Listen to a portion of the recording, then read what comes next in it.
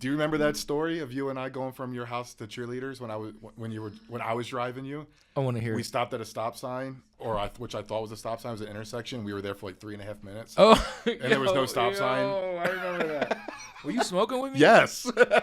We stopped in the middle of the street. And we intersection. thought we were like having a full conversation. Yep. It's like, no. That's a good way to start this podcast right here. Normally, how I start these things, I like the guests to introduce themselves because I don't want to fuck anything up. Okay. And you can hype yourself up. You know what I'm saying? Oh, so, all right. Go ahead. Let them know. All right. Don't hold back. All right. Well, I'm in town. My name's DJ N9ne. I'm from Philly. I'm the official Phillies DJ, Philadelphia Phillies. I'm out here touring with Pauly D. I tour with him full time.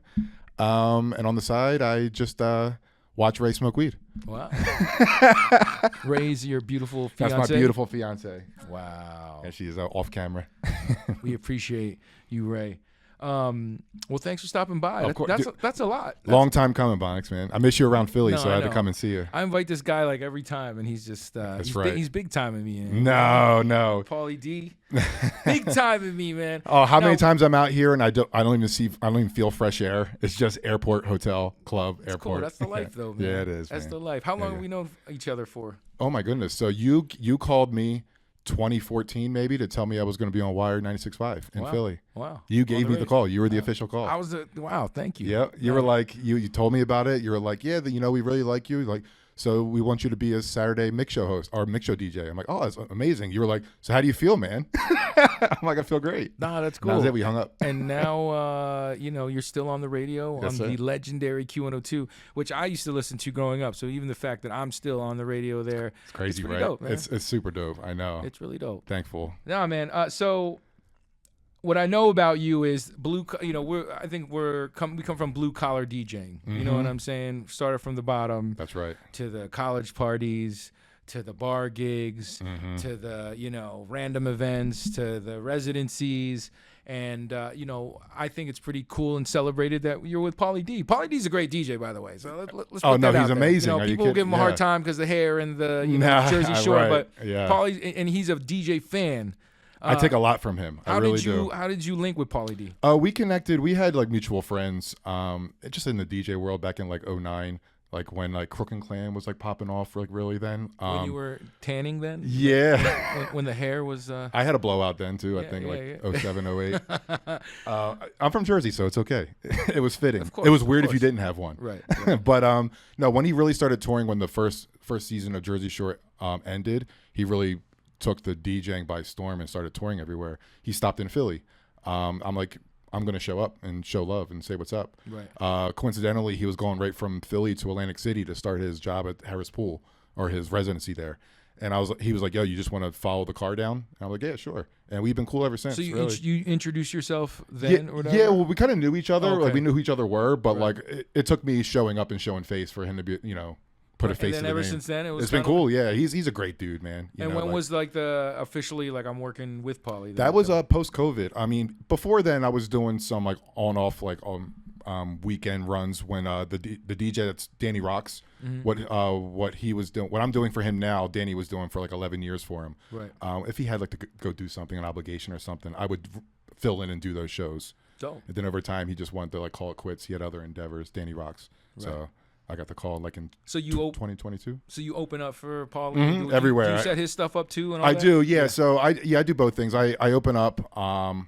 I'll play a decent amount of time, and then I'm setting up Pauly's stuff. That's amazing. In the midst of all of it. That's yeah. amazing, Oh, it's though. great. Yeah, nah, I mean, we were our own techs for how long? And now we just do it for somebody else. It's great. Yeah, nah. I mean, and just being, how long you been DJing for? Oh my goodness, 18 years now. Yeah, so almost 20 years in the game. You have a lot of cool top shelf things going on. DJing for the Phillies, especially. I mean, disappointing Amazing. last year, but what's that like? Being from Jersey, Philly. Oh my goodness, are you kidding? I mean, going to the games as a kid, it's just like you don't think for a second that you'd be playing music for the whole entire fan base that shows up. You know what I mean? Right. And it was crazy when I first got the call. They never had a DJ before, so to get that call to be the official DJ, it was mind-boggling. Right. There's a couple of you guys, right? Yeah, there is. So Right. with that, in turn, since I wanted to kind of have my cake and eat it too, when I got the call for the Phillies, Pauly called me the next day to be his full-time guy. Wow. So I had to go back to the Phillies and be like, hey, about just me being the DJ, I'm like, can I kind of develop a team and like kind of work this out? Right. And luckily they were very reluctant to it. So I wound up getting 4 of the guys to kind of fill the gaps a little bit. Shout out to them. Who are they? Yeah, so it's Scooter. DJ Hollywood, DJ Tonka, and DJ Smooth. Yeah. Yeah, I went to. I was home for like just 2 days, and I was with my sister, and I bought expensive ass tickets like day of, just to go check it out. And Is that when I saw you? Yeah, that's when you saw me, and it was cool. Just the vibe, man. Phillies vibe, and thank you guys for welcoming me in the little course. roped off area. I felt very important. Section 210 all day. No, it was cool. It sucked though that they fucking didn't go all the way. Well, what's crazy is that when we got the call in 2022, they went to the World Series that year, and then the following year they went to the NLCS.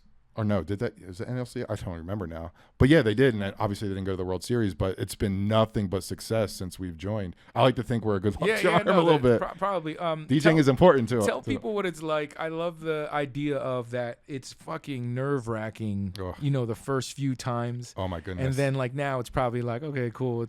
I had to like tell friends to come to my first game because I just wanted to feel like I was in the club, like where your friends show up, kind of get rid of and I think the lesson is it's not as serious as you think it is. It's not. It's just like let it play, let it have fun. You don't have to be, scratch bastard up there. Right. And in the best way possible. We love you, Scratch. Yeah, of course. And I wanted some kind of element to that where you're mixing for a little bit. Right. But once the game starts, there's no time for it. Right. So the importance is the programming of what you're gonna do. It's all situational. Right. Depending on how the game's going, if they're winning or losing. It's sometimes when they're winning by a lot or losing by a lot, you're almost trying to keep the people in the seats. You don't want them to leave. So it's like almost like controlling a dance floor in a club. Especially baseball now. I think baseball is really getting into the pack punch of it, entertainment, versus like I'm eating peanuts for 4 or 5 hours. Right. It's like and we got a lot of flack the first year. A lot of the Philly fan base was like, it's not a club. This is too much. Right. Like I'm here with my grandfather, and I understand that aspect of it. Right. But like it's almost just not about. Well, when I first started doing stuff for the Steelers and the Penguins, and that's Western Pennsylvania, Kentucky, and that fan base is crazy. And so when you're playing rap music and Rick Ross for the Steelers, the players gets them hype, but the grandpa who's had tickets for 60, 70 years, he's upset about it. The tide's turning, man. I know. And for me to be a part of the Phillies ball players wanted a DJ. Right. It wasn't even the organization. They were against it. The players wanted it.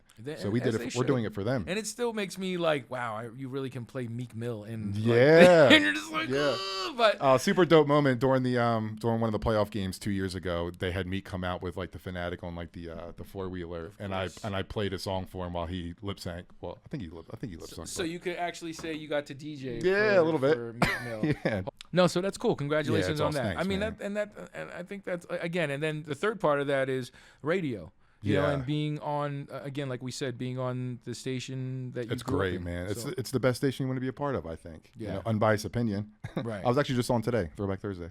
There it is, the magic. I put it on while we were chilling in our pool in Airbnb. I'm not sure if they took notice, but it's weird. Our speaker's the refrigerator. It's like a pain in the ass every week. You know what I'm saying? For the most part, but then like when you hear it and you're like, oh, cool. Yeah, it is dope. It feels good, and I'm sure your friends and family are like, I get to hear all my flaws. Yeah, that's the best part of it. That's the best part of it. Yeah. So what's next then? What do you think? You got any, other endeavors? We're summer bound now, so I'm pretty much we're in terms of the Pauly stuff. We're locked and loaded for like all the pool parties out here. Like he has 6 different residencies, so I practically live out here on the weekends. But the Phillies, this is like the peak of the summer or summer coming up with their schedule. So whenever I'm home, those are the games I'm doing. Right. I get to do my own gigs too here and there. If Pauly's first a little bit, essentially, right. That's cool because you get your fill. I do. Way. I get and then the you fill. don't. I think there's like a survival mode aspect of DJing where we used to say yes to everything. Just that like, stopped. No. That ship sailed. Yeah. So that's a lot of fun. So. But yeah, it's all. I know you, but you put out your own music though. So are we a gonna little get more bit? DJ I do the remixes and stuff. You know, I think if it works for me when I do it for myself in the club, I throw it up on SoundCloud and like send it out to people. If they like it, they like it. I tried the original production over COVID. It's too stressful. Yeah, no, you need super time for that, and like I didn't create that avenue yet. Yeah, I'm working on that too. Yeah, it's hard to think about. Hey, I can spend 12 hours working on a snare, or let me get a bag real quick in 3 hours, you know, or 2 hours, or or whatever. Are you still DJing around like Atlantic City, Philly, and all that? Philly, yeah. When I'm home, like most Thursdays, I'll plug myself in on like the Thursdays around Philly. Like I said, if like Pauly's off on a Friday or something, like I'll make sure I plug myself in if I want to. Sometimes I really hate staying home, but then I also really just want to be off too. Right. So it's all situational. Explain how Philly was, having the best DJs in the world. I'm saying that right now. Looking at the camera, I'm saying that right now. He said it.